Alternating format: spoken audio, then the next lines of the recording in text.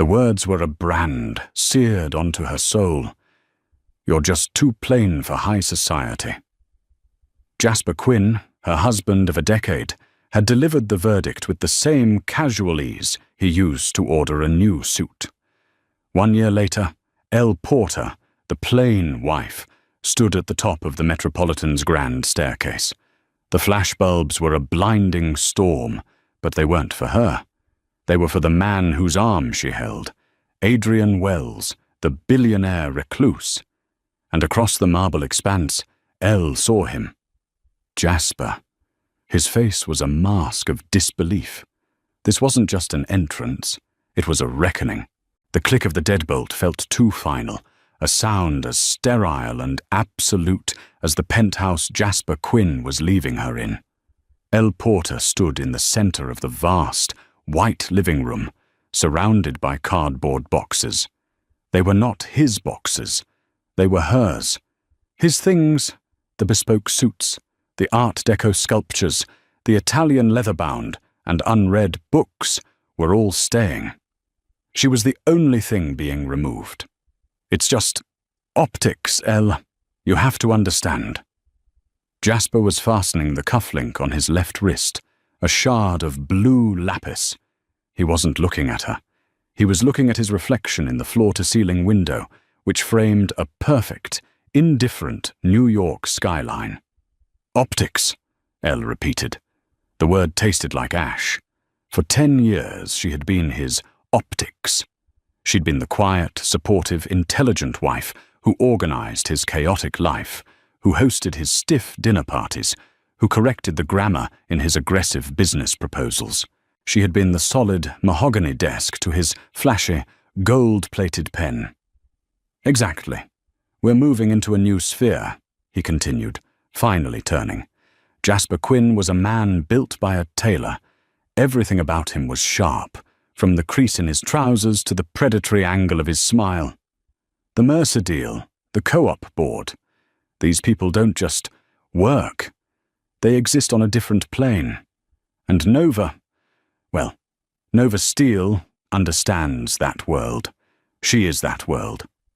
Nova Steel. The name had been a whisper in the society columns for months, a sleek, blonde shadow at Jasper's side at events Elle had suddenly been too tired to attend. "So I'm being replaced," Ella said. It wasn't a question. Her voice was flat, hollow. The grief was so profound it had burned past tears and left only a cold, empty crater. Jasper sighed, a sound of patronizing impatience. He walked over to her, adjusting his tie.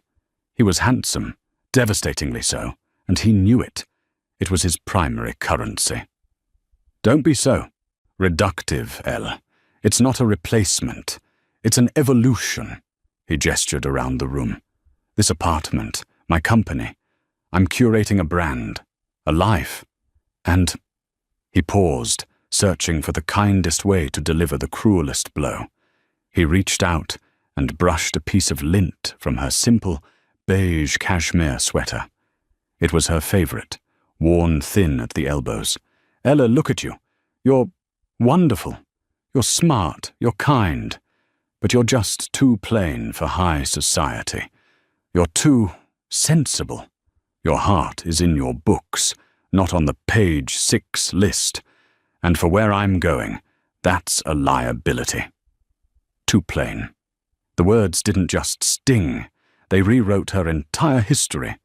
Every night she'd spent researching his business rivals, every dinner she'd cooked when he was on the verge of collapse, every time she'd chosen a simple black dress so he could be the star.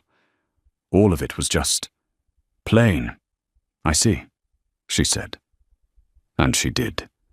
She saw the power imbalance she had ignored for a decade. He was the sun, and she was just a small, dull planet caught in his orbit, allowed to shine only by his reflected light. Now, he was blotting her out.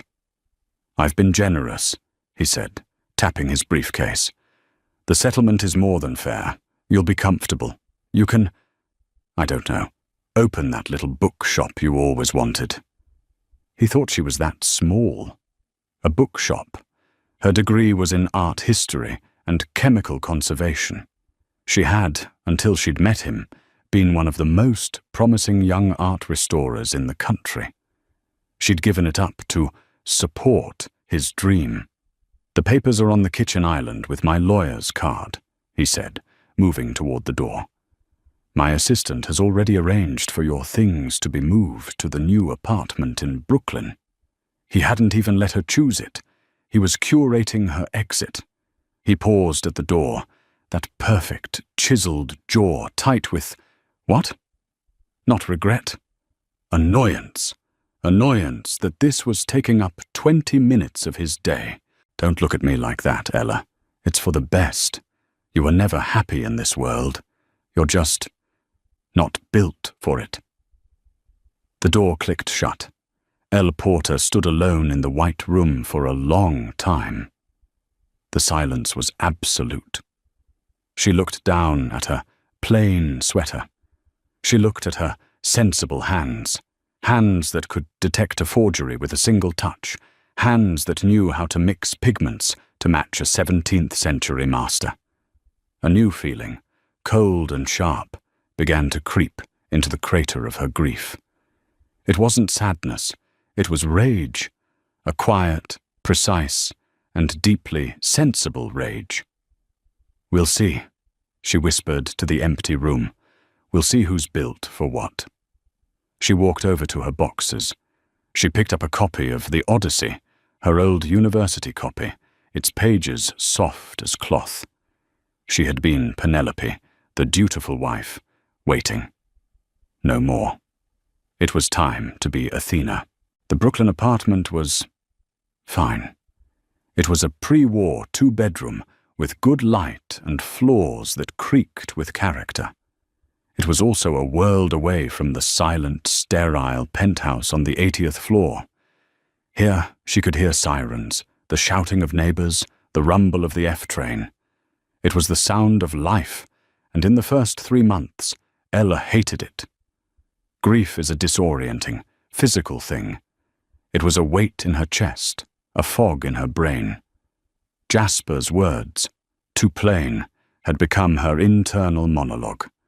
She'd look in the mirror and see only what he'd seen: mousy brown hair, eyes that were observant rather than sparkling, a wardrobe built for comfort, not conquest.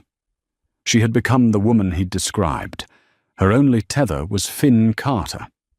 Finn, her best friend from her post-grad days, owned a small, chaotic gallery in Bushwick. She arrived on Elle's doorstep 2 days after the move, armed with a bottle of industrial-strength tequila and a tactical-level lack of sympathy. "Okay, he's a sociopathic narcissist. We knew this," Finn said, kicking a box out of the way and planting herself on the floor.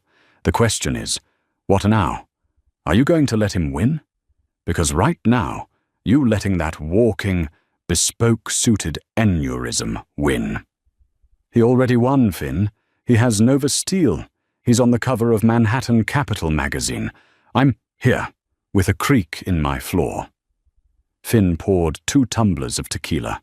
"He won the battle, Elle. He got the plastic trophy. The war is about your soul. Which, by the way, you were busy auctioning off for a decade to a man who thinks Rothko is a new brand of vodka." That one stung because it was true. "What do you want, Elle? Really? Before him?" Elle looked at her hands, still soft from disuse. "I wanted to work. I wanted to make things beautiful again. I wanted to save things." "Good," Finn said, pushing a glass into her hand. "Save yourself first. Then get back to work. I've got a lead for you. A small project. A collector. Very private. Needs a consultant to look at a few pieces before a private auction." For 6 months, Elle worked. She threw herself into the cocoon of her old passion. She set up a small studio in her spare bedroom. The acrid, familiar smell of solvents and linseed oil was a balm. She took small jobs, cleaning smoke damage off a 19th century landscape, relining a delicate canvas. She worked with a new, fierce, burning discipline. Every brushstroke was an act of defiance. Every chemical analysis that revealed a forgery was a small, sharp victory. She was rediscovering the woman she'd been, a woman of substance, of skill, a woman who was anything but plain. She rebuilt her life with the same precision she used on a painting. She started running along the East River, the cold air a shock to her system. She cut her hair into a sharp, intelligent-looking bob. She swapped her beige sweaters for dark, architectural pieces. She wasn't dressing for society. She was dressing for herself. She avoided the news, but the world wouldn't let her. Jasper and Nova were the city's new darlings. Their engagement party was a multi-page spread. Nova, dripping in diamonds, was everything Elle was not. Loud, blonde, and dazzlingly, dangerously sharp. Then the invitation came. A thick, cream-colored cardstock embossed with the seal of the Metropolitan Museum, the Metropolitan Benefactors Ball. Elle stared at it. It had been sent to her studio address. She was invited as Elle Porter, not Mrs. Jasper Quinn. It was a courtesy invitation, a low-level art professional ticket. She was supposed to be grateful. She was about to throw it away when Finn called. "Did you get the lead from that private collector?" Finn asked, all business. "What lead? I thought you were just being a friend." "Ella, I'm always your friend. But I'm also your agent, apparently. The private collector. The big one. He's been testing you with these small, anonymous jobs for the last 2 months." Elle's blood went cold. "What jobs? The Dutch miniature? The prelim analysis on the Soutine?" "Yep, he's been vetting you. And you passed, you brilliant idiot. He's impressed. He wants to meet you. His name is Adrian Wells." Elle dropped the invitation. Adrian Wells. The Adrian Wells, the tech billionaire who had disappeared from public view 5 years ago. The man who was rumored to have the most significant private art collection in the world. A man more powerful than 1,000 Jasper Quinns. He wants to meet me. Tomorrow, 10 a.m., his private storage facility. And Elle? Finn's voice was low and serious. "Wear your good boots, the ones that sound like you're coming to collect a debt." Elle looked at the invitation to the gala, then at her reflection in the dark window. The plain woman was gone. A restorer was looking back, and she was ready for her next project. The address wasn't a building, it was a fortress. A climate-controlled, anonymous concrete monolith in a part of Queens that taxis didn't like to go to. Elle Porter, wearing the black, ankle-high leather boots Finn had approved of, gave her name to a voice in a steel box. The massive windowless door slid open with a pneumatic hiss. The man waiting inside was not what she expected. He wasn't a tech bro in a hoodie or a withered, old-money scion. Adrian Wells was in his late 40s, tall, and possessed a stillness that was almost unnerving. He was dressed in a simple, dark grey Henleyan jeans, and he was standing in front of a painting that made Elle's heart stop. "A genuine Vermeer," Elle breathed, forgetting all protocol and walking straight toward it. "It's the lacemaker." "No," the man's voice, a quiet baritone, corrected her. "It's a copy. A very, very good one. From the studio of Han van Meegeren. But a copy nonetheless." Ella stopped, her eyes scanning the canvas. The craquelure was perfect, the pigments period accurate. But he was right. She could see it now, a subtle inconsistency in the way the light hit the subject's left hand, a chemical anachronism she could almost smell. "The cobalt blue," Elle said, pointing. "It's too uniform. It's 1940s synthetic, not 17th century lapis. It's beautiful, but it's a lie." She turned. Adrian Wells was watching her, not the painting. A small, almost imperceptible smile touched his lips. "Ms. Porter, it's a pleasure. You are the first expert I've had it in here who didn't tell me what I wanted to hear. Everyone else was too afraid to call my Vermeer a fake." "It's my job to see the truth," Elle said, her pulse finally steadying. "Even in a beautiful lie." "Yes," he said, his gaze intense. "I'm beginning to see that." He gestured for her to walk with him. They moved past rows and rows of crated masterpieces. A de Kooning leaned against a Caravaggio. It was, quite simply, the most extraordinary collection she had ever seen. "I've been observing your work for some time, Miss Porter. Your analyses are not just technically proficient. They're insightful. You don't just see the paint, you see the painter. The motive." "Thank you, Mr. Wells." "Call me Adrian. Mr. Wells was my father, and he was a thief." He stopped in front of a large, shrouded canvas. "I need you to look at something for me. My centerpiece." He pulled the sheet away. Ella gasped. It was a Jackson Pollock, but not one she recognized. A massive, swirling, chaotic drip painting that was vibrating with energy. "It's rumored to be his last," Adrian said. "The lost Pollock. I paid over $100 million for it, and I believe it's as fake as the Vermeer." Elle stepped closer. She spent an hour. She didn't talk. She looked. She touched the frame. She used a portable UV light. She took microscopic samples. Adrian Wells just stood, watching her, patient as a stone. Finally she stood back. "It's real." He raised an eyebrow. "You're sure?" "Yes, it's not a lie. But it is a secret. Look here." She pointed to the bottom right corner, where the paint was thickest. "The chaos is the performance, but the signature, the real signature, is underneath." He painted this, then he painted over it with a different, angrier layer.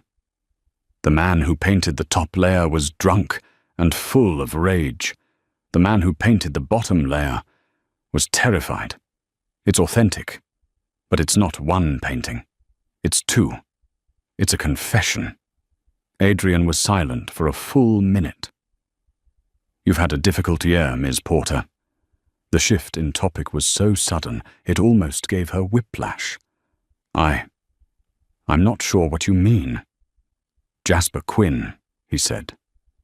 The name in this vault of masterpieces sounded cheap and ugly.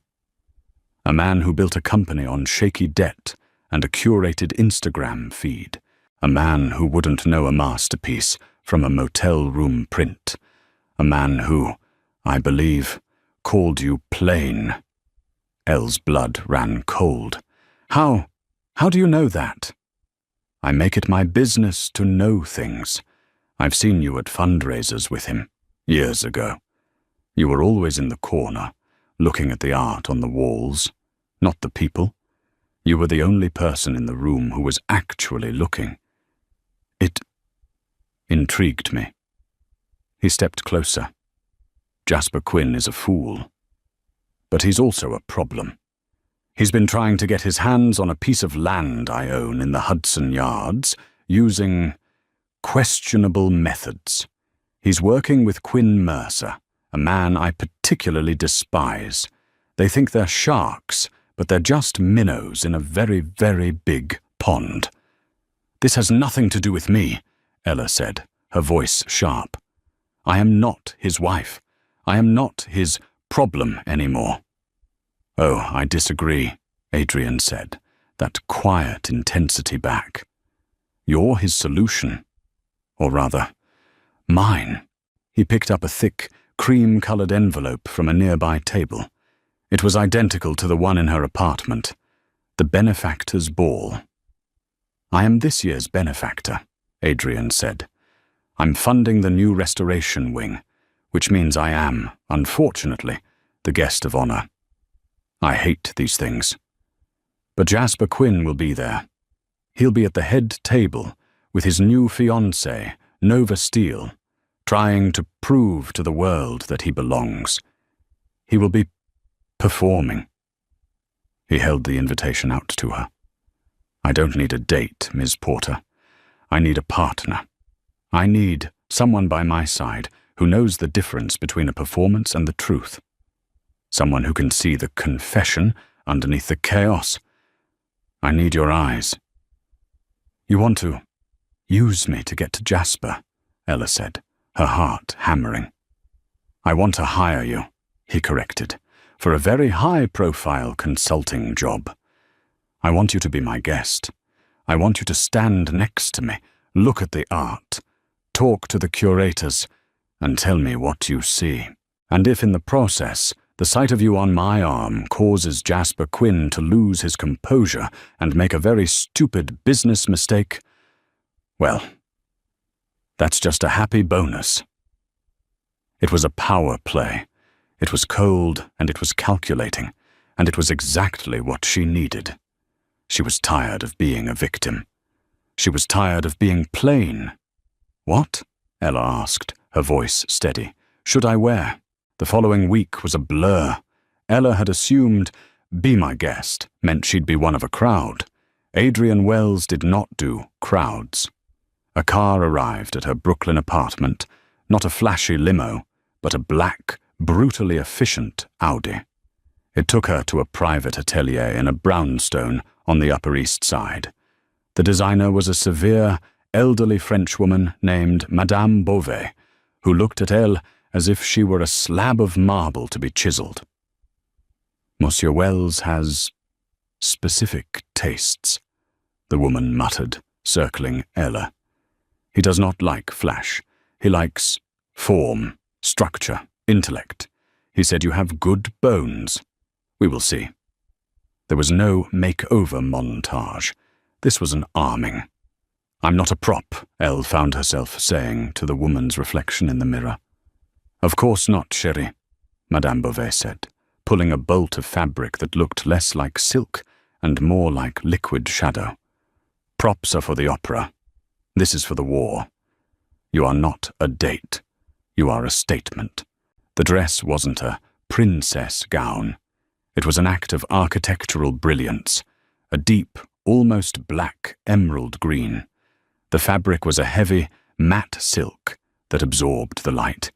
It had a high, severe neckline, long sleeves, and a cut so precise it seemed to be sculpted rather than sewn. It was not a dress designed to be pretty. It was designed to be seen. It's magnificent, Elle whispered, seeing herself in the triple mirror. The woman looking back was not plain. She was formidable. It is correct, Madame Beauvais sniffed, adjusting a seam. The next day, a package arrived from Adrian. There was no note. Inside, on a bed of black velvet, was a necklace. It wasn't a spray of diamonds. It was a single, massive, teardrop-shaped Colombian emerald, the exact shade of her dress, suspended from a whisper-thin platinum chain. It was old, impossibly valuable, and cold to the touch. With it was a small, velvet-covered box. Ella opened it. It was a hearing aid-sized earpiece. She was in her studio, analyzing the last of the samples from the lost Pollock, when Adrian called. Not his assistant. Him. It's a communications device, he said, skipping any greeting. The Gala is loud, in every sense of the word. I'll be in your ear. You'll be in mine. We'll be able to communicate. A private channel. A private channel, Elle said, holding the tiny flesh-colored device. Mr. Wells, Adrian. What exactly is this? You called it a consulting job. This feels like espionage. There was a long pause. She could hear his quiet breathing. Ms. Porter, Elle. Do you know why I'm a recluse? No. Because the world Jasper Quinn lives in, the world of optics and brand, is a lie. It's a cheap, flammable, dangerous lie. It's the copy of the Vermeer. And I have spent my life, my billions, in pursuit of the real thing, the authentic. You are authentic. You are one of the most authentic people I have ever met. Her throat tightened. Jasper and his new partner, Quinn Mercer, are trying to leverage their reputation to force a sale of a property that I have earmarked for a public foundation. They are, in short, trying to con the city. Tonight, at the Gala, they are announcing a new charitable fund. It's a shell company. They are going to use the Gala's prestige to legitimize it.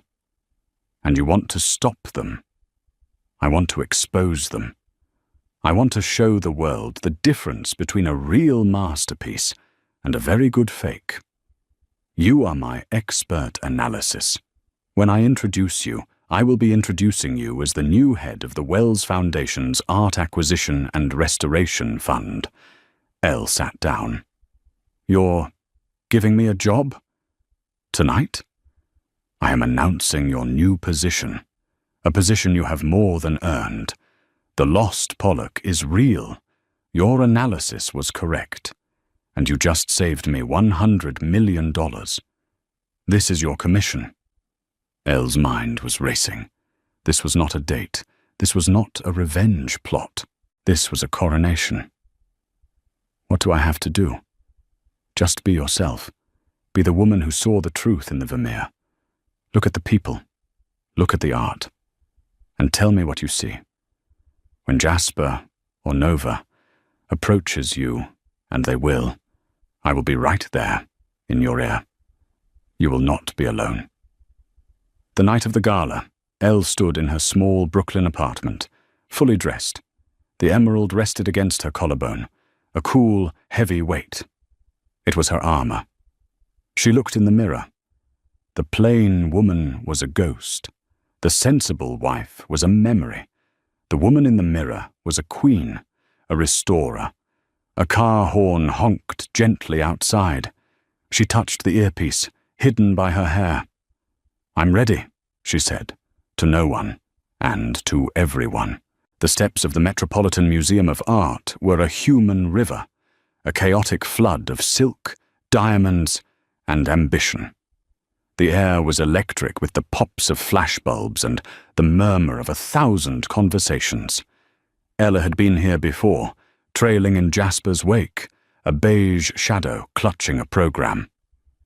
Tonight, she was the storm. The Audi, which had no right to be there, pulled past the line of glittering Rolls-Royces and stopped directly at the foot of the red carpet. A security guard, seeing the car, moved to wave it on, then saw the discreet W logo on the windshield. He stiffened and personally opened the door. Adrian Wells stepped out. A hush fell over the press line. He was here, the recluse, the myth. He turned and offered his hand to the car. Ella placed her hand in his. His grip was warm and firm. She stepped out. The first reaction was confusion. The cameras, hungry for a starlet or a society heiress, paused. Who was this woman? She was not on their list. She was not a name. She was just beautiful. But not in the way they understood. Her beauty wasn't loud, it was resonant. The emerald dress, the severe hair, the single, staggering jewel. She was a piece of art, and she was with him. The first flashbulb popped, then another. Then it was a tidal wave. Mr. Wells, who is she? Adrian, a new partner. Adrian ignored them.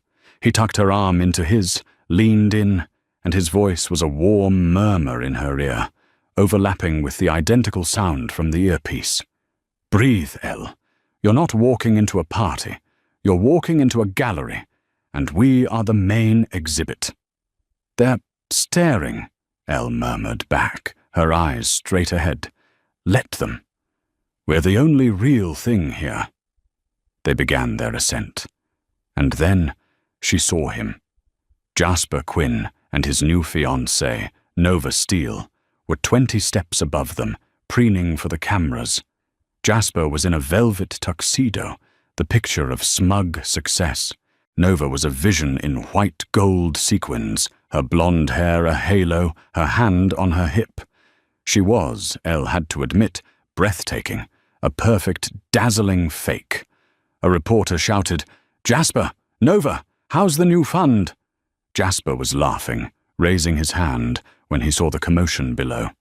He saw the phalanx of cameras swiveling away from him. He saw them focusing on the base of the stairs. He squinted, annoyed at having his moment stolen. Elle watched his face, a slow-motion study in disintegration.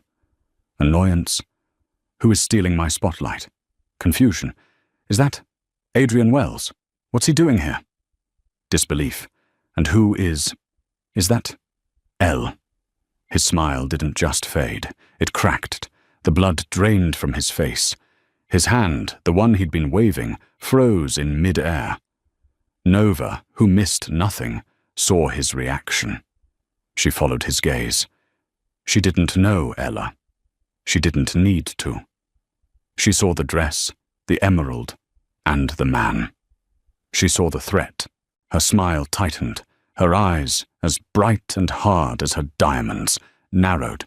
"Darling," Nova murmured, her voice a stiletto. "Who is that?" Elle and Adrian continued to climb, a slow, deliberate pace. They were now level with Jasper and Nova, the four of them, frozen on the steps, a tableau of past, present, and a very dangerous future. The cameras went into a frenzy. Jasper was sputtering. He looked like a man who had been punched in the gut. "Ella," he said. His voice was a croak. "My God, You look plain," she thought. "Hello, Jasper," Elle said. Her voice was cool, clear, and carried perfectly in the sudden hush. She gave him a small, polite, devastatingly indifferent smile. "You remember my ex-husband, Jasper Quinn," she said to Adrian. Adrian looked at Jasper, not with anger, but with the mild, dismissive curiosity one might give a piece of broken furniture. "Quinn," he said, a single, sharp syllable of dismissal. He then turned to Ella, ignoring Jasper entirely, and offered his arm again. "The curators are waiting, Miss Porter." "Shall we?" "Of course, Mr. Wells," she replied. She didn't even look back as they swept past him, past the frozen, furious Nova, and into the grand hall. The power imbalance, so vast and unshakable in that white penthouse a year ago, had just been inverted. As the doors closed behind them, she heard Adrian's voice in her ear, laced with a dark, satisfied humor. "Checkmate," he said. "In one move." "The game's not over," Elle murmured, as the warmth of the gala washed over them. "Oh, I know," he replied. "This is just the opening." The great hall was a sea of glittering, judgmental faces. The theme was restoration, and the irony was so thick Elle could taste it. "The air in here," Elle murmured into her comm. "It smells like expensive perfume and quiet desperation." With a top note of, "Who can I betray to get ahead?" Adrian's voice replied, a phantom in her ear. He was, at the same time, smiling at a passing senator.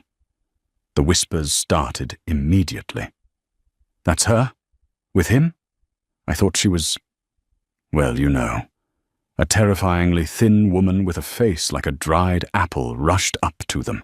"Adrian, darling, you came, and you brought a friend."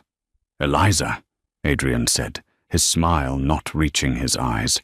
"This is not my friend. This is Elle Porter, the new head of the Wells Foundation Restoration Fund. She's the foremost expert on pigment analysis in the country. She'll be overseeing the new museum wing." The woman's jaw surgically tightened, somehow managed to drop. Oh my, a working woman. How novel. "The future is novel, Eliza. You should try it." As they moved through the crowd, Elle felt a new, unfamiliar power. She was no longer Jasper's wife. She was Elle Porter, the expert. People who had looked through her for a decade were now desperately trying to catch her eye. They found their table. Table 1. Front and center. Jasper and Nova were at the same table. Of course they were. Jasper was already drinking, heavily. Nova was composed, but her eyes were flinty. She was rapidly reassessing the evening. "Ella," Jasper said, rising unsteadily as she and Adrian sat. This is quite the surprise. You never told me you knew Adrian Wells." "We never discussed my work, Jasper," Elle said, unfolding her napkin. "You found it plain, remember?" The shot landed. Jasper flinched as if she'd slapped him. Nova, ever the predator, saw her opening. She leaned across the table, her diamond earrings catching the light. "Well, I think it's marvelous. Reinvention. It's the currency of this city, isn't it?" Her smile was all teeth. "You must be so grateful to Adrian. He's known for picking up strays and turning them into whatever this is." The insult was precise, designed to reframe Elle as a pet, a project. Before Elle could respond, Adrian's voice was in her ear. "Don't take the bait. She's not the target. Look left. The man with Jasper. That's Quinn Mercer. The partner." Elle turned. Quinn Mercer was a thick-set man with a politician's smile and shark's eyes. He was whispering urgently to Jasper. "Elle," Adrian said, his public voice cutting in. He gestured to the floral centerpiece. "What do you think of the arrangement?" Elle understood. It was a prompt. "It's excessive," Elle said, looking at the explosion of orchids. "It's designed to hide the fact that the stems are rotting in the water. All flash, no foundation." She saw Quinn Mercer's head snap toward her. He'd heard. He knew she wasn't just talking about flowers. The dinner was a blur of polite, venomous conversation. Then Jasper, his face slick with sweat and entitlement, followed Ella as she went to the powder room. He grabbed her arm in the hallway, his grip surprisingly strong. "What is this?" he hissed, his eyes wild. "What are you doing? Is this some revenge? You're humiliating me." "Let go of my arm, Jasper," Ella said, her voice lethally quiet. "No, I want to know what you're playing at. You think you can just show up on his arm and what? Steal my life? Steal your life?" Elle laughed, a cold, sharp sound. "Jasper, you gave me my life. You threw me away, remember? You told me I wasn't good enough. You told me I was plain. I was under pressure. I didn't mean not like that. You meant it exactly like that. You just never, in your wildest dreams, imagined that plain meant I had a brain, that I had a skill, that I was, in fact, so far out of your league you couldn't even see me." She ripped her arm from his grasp. "You are not my problem anymore, Jasper. You're just a bad investment, a forgery, and the art world has a way of dealing with forgeries." She left him standing in the hallway, his mouth open, his entire carefully curated world crumbling. She returned to the table. Nova was watching her, a look of cold, calculating assessment in her eyes. "Trouble in paradise?" Nova murmured, taking a sip of champagne. "Just taking out the trash," Elle said, sitting down. Nova held her gaze for a long moment. Then, slowly, she raised her glass. "To restoration, then." Elle's comm buzzed. "The auction is starting," Adrian's voice said. "Time for the main event." The main event of the gala was the auction, a chance for the city's wealthiest to prove their generosity, or more accurately, their net worth. The auctioneer, a man with a silver gavel and a voice like a foghorn, took the stage. "And now, ladies and gentlemen, for our centerpiece item." A painting was brought onto the stage. It was a small, luminous landscape by a minor Dutch master. It was, Ella knew, a beautiful, quiet, and profoundly important piece. Adrian had already told her, "I don't care about the war holes. I want that. It was stolen by the Nazis and just recovered." This, friends, is the view of Heemstede, recently restituted to the museum's collection. But tonight, we are auctioning off the sponsorship of its restoration. The winning bidder will have their family name attached to this masterpiece in perpetuity. A murmur went through the crowd. This wasn't just a donation. This was legacy. "We will start the bidding," the auctioneer bellowed, "at $100,000. A paddle went up. "200,000, shouted a tech mogul. "250, from an old money heiress. Jasper, who had returned to the table, his face a toxic shade of red, was whispering furiously with Quinn Mercer. "The fund," Adrian's voice said in Elle's ear. "This is their move. They're going to buy the sponsorship with their new charitable fund to legitimize it." 300,000! Jasper's voice, too loud, too aggressive. He raised his paddle. "Jasper Quinn, for the Quinn Mercer Foundation." A smattering of polite applause. Adrian, sitting next to Ella, hadn't moved. He hadn't even picked up his paddle. 350, from the heiress. 400, snarled Jasper. 450. 500,000. Jasper was on his feet now, his velvet jacket pulling tight. He was bidding against the room, against his own insecurity. The heiress, seeing the wild look in his eye, gracefully bowed out. 500,000 going once, the auctioneer said. Going twice. Jasper was grinning, a sloppy, triumphant look. He'd won. He'd shown them. He'd shown her. "Hold on," a new voice cut through the room. It was Adrian Wells. He was standing up, but his paddle was still on the table. "I believe I am the underwriter for this event," Adrian said, his voice quiet but amplified by the microphone. "And I believe I have the right to amend the terms." The room went silent. "The painting," Adrian said, "is a masterpiece, and its restoration should not be handled by just anyone. It requires an expert." He turned and looked at Ella. "I will bid $1 million, Adrian said, "on one condition. The restoration and the plaque will not be sponsored by me. It will be credited to the woman who will personally oversee the work. I bid $1 million on behalf of Ms. L. Porter." It was a nuclear bomb. The room exploded in gasps. Elle's heart stopped. This wasn't the plan. Jasper's face was a mask of pure, unadulterated hatred. He had been beaten, humiliated, and his ex-wife, his plain ex-wife, was the one holding the gavel. $1 million, the auctioneer stammered. Going, 1.5 million, Jasper screamed. The room gasped again. This was madness. Quinn Mercer grabbed Jasper's arm. "What are you doing? We don't have the liquidity." "Shut up," Jasper snarled, shaking him off. "I will not be beaten by her." Adrian looked at Ella. His face was calm, but his eyes were dancing. He gave her a subtle nod.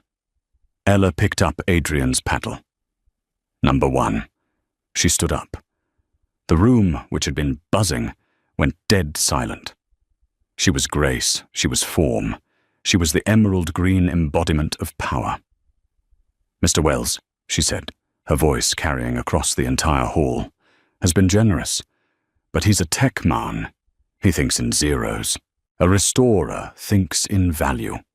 She looked directly at Jasper, the broken man who had called her plain. "This piece," she said, "is not about the money. It's about the truth. It's about restoring what was lost." She held the paddle high. $2 million. It was her voice, her bid, her power. Jasper's face crumpled. He was done. He looked at Quinn Mercer, who was already on his phone, his face pale, the text messages, the margin calls. It was all over. Bidding on ego had exposed his entire paper-thin empire. $2 million, the auctioneer shouted, his voice cracking with glee. Sold to the magnificent Miss L. Porter. The room erupted in applause. Elle sat down, her hand shaking. Adrian leaned in, his real voice, not the earpiece. That, he said, was not the plan. It was a confession, Ella whispered, her heart hammering.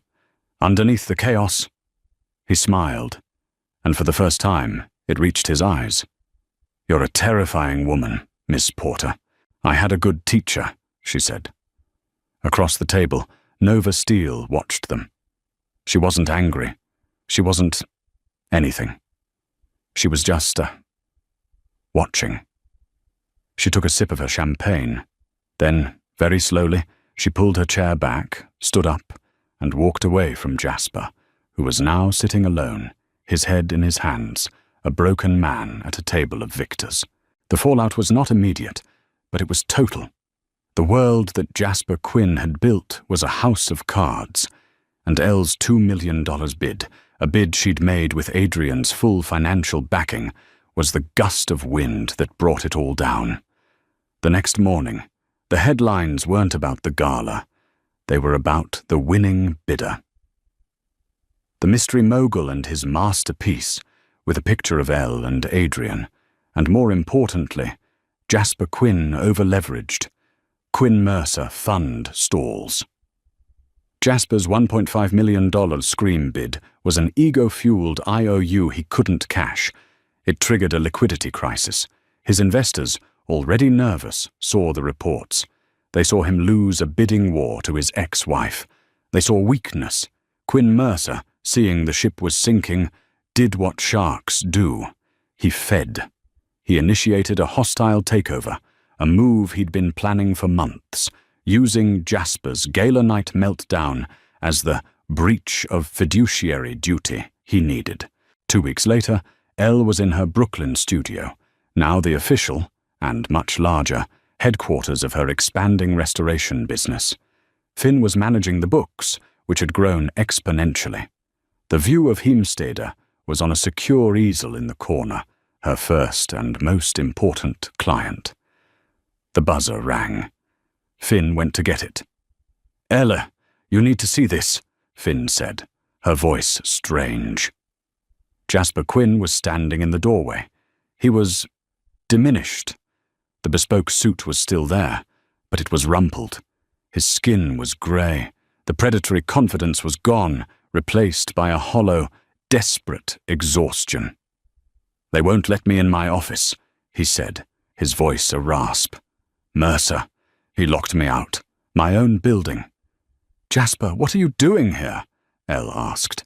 She was not angry. She was not triumphant. She felt nothing. A vast, clinical emptiness. You. This was you, he whispered, stepping into the studio. He looked around at the solvents, the canvases, the high-tech analysis equipment. All this. This is what you were doing. While you were with me, I was supporting you, Jasper.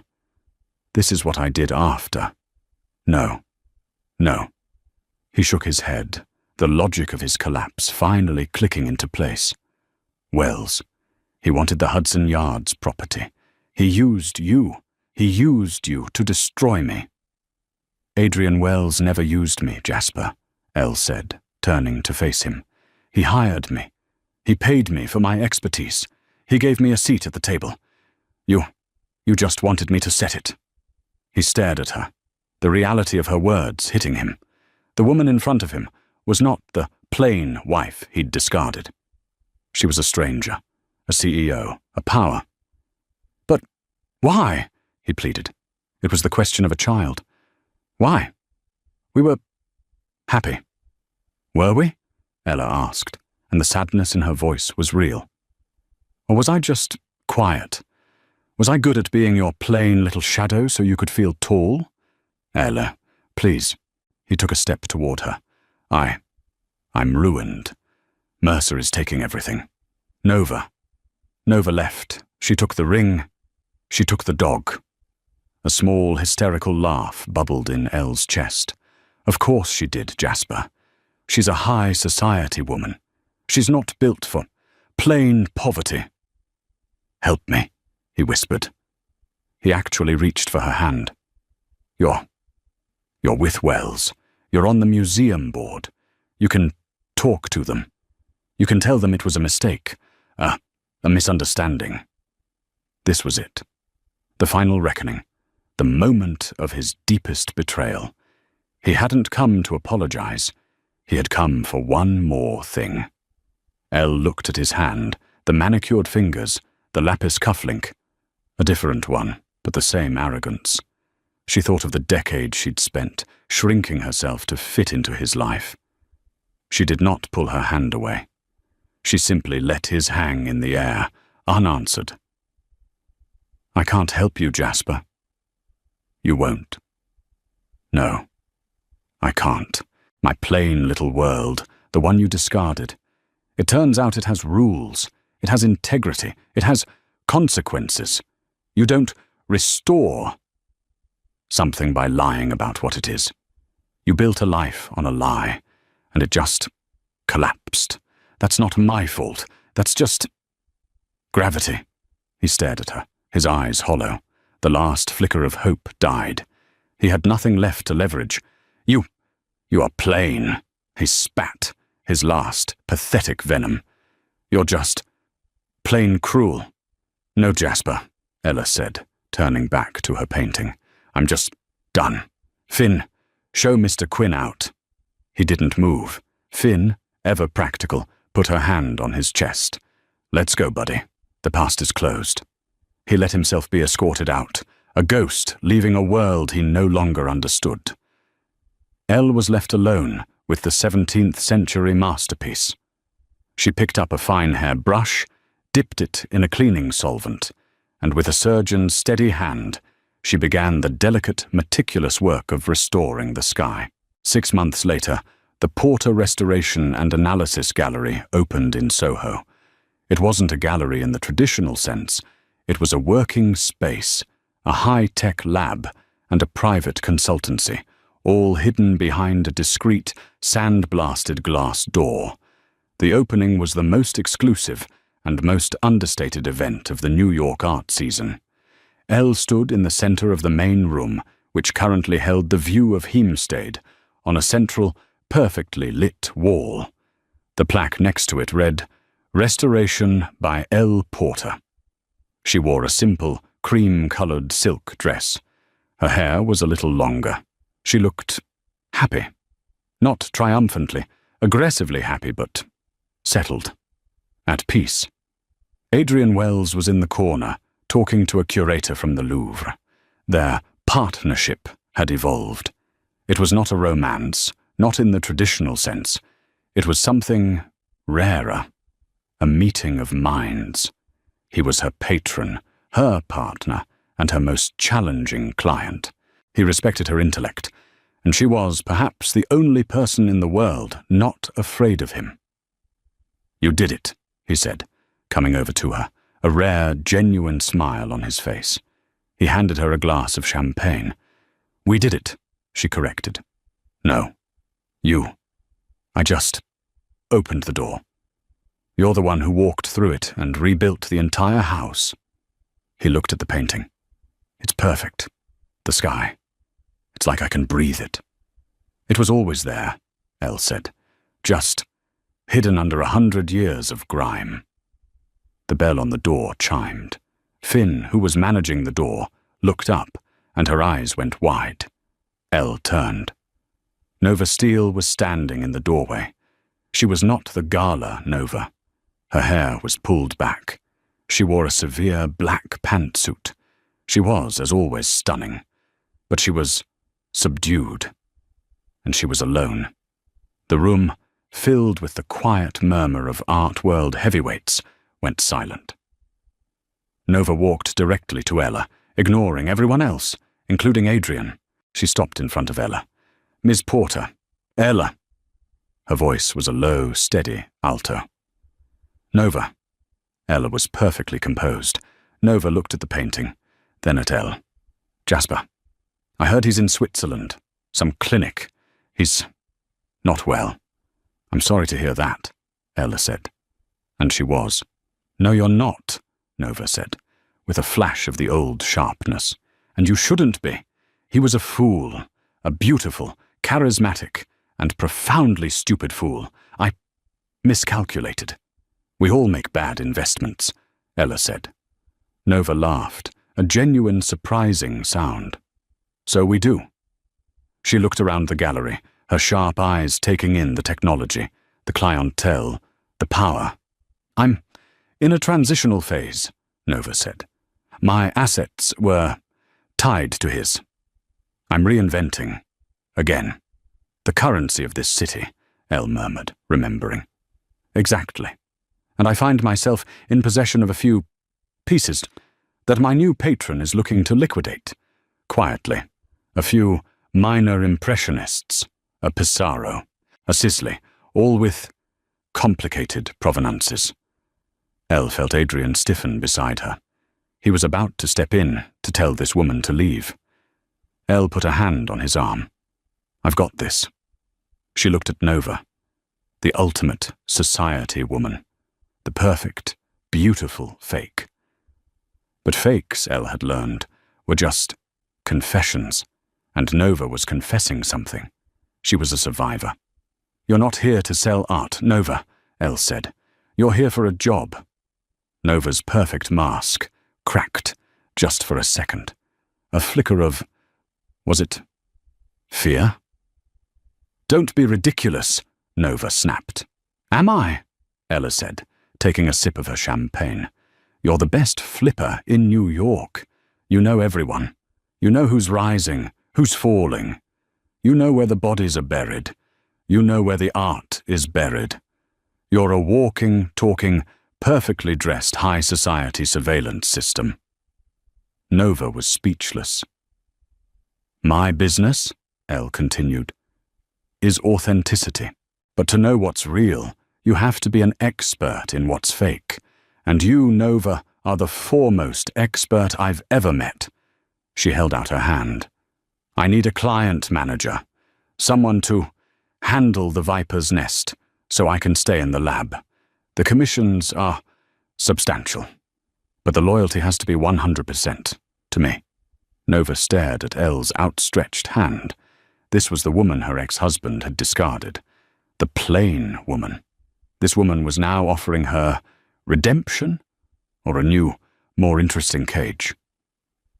Slowly, Nova Steele put her hand in Elle's. I'll need a better title than client manager." "We'll work on it," Ella smiled. "Finn, get Nova a glass of champagne, the good stuff."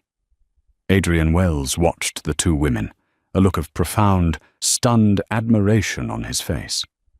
Elle turned back to her party, the two most powerful and complicated women in the room flanking her. She was not plain. She was not a prop. She was not a victim. She was a restorer. And she was, finally, complete.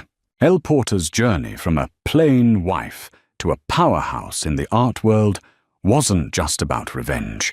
It was about restoration. She didn't just rebuild her life.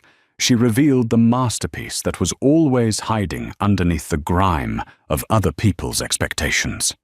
Her greatest victory wasn't destroying Jasper, but in building herself, finding an equal in Adrian, and even finding a complex new path with her old rival, Nova. She proved that plain can be a superpower, and that the most valuable thing you can own is your own authentic self. What did you think of Elle's incredible transformation? Was her final move with Nova a brilliant act of power or a dangerous alliance? Let us know your thoughts in the comments below. And if you loved this story of betrayal, power, and ultimate redemption, please like, share, and subscribe for more.